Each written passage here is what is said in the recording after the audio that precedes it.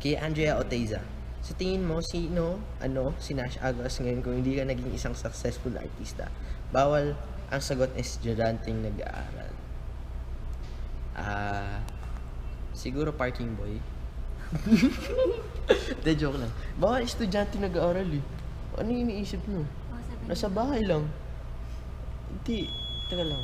Ano nga ba kung hindi nag-aaral? Ha? Agad? 29 pa. Nagpa-fanboy.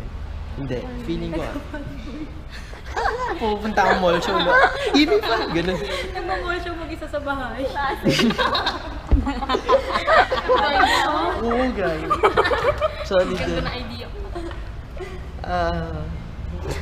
Nagpa-fanboy. Siguro ko. Isa akong composer. Nax. Composer. Yun, feeling ko composer ako. Kasi yun na yung pwede kong gawin eh. Wala na, konti naman.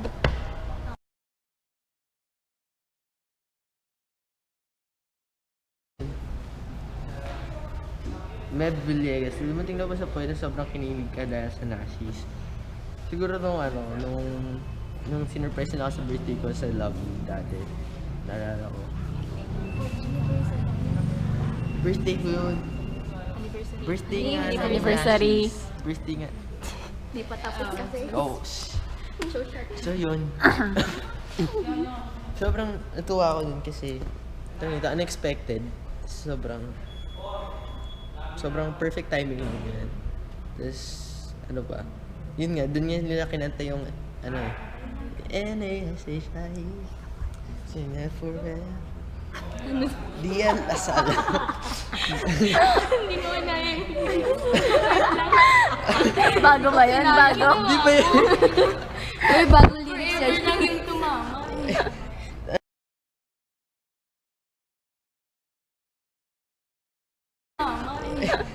Ano masasabi mo sa mga matagal mo ng fan pero never mo pa... Meron ba? Sorry. Pero, ano siya? Sorry, Dian Lasala. Sorry talaga kung hindi kita napapansin. Patawarin mo ako. At, pangako sa'yo, sabay natin isusulong ang daang malinis. Joke.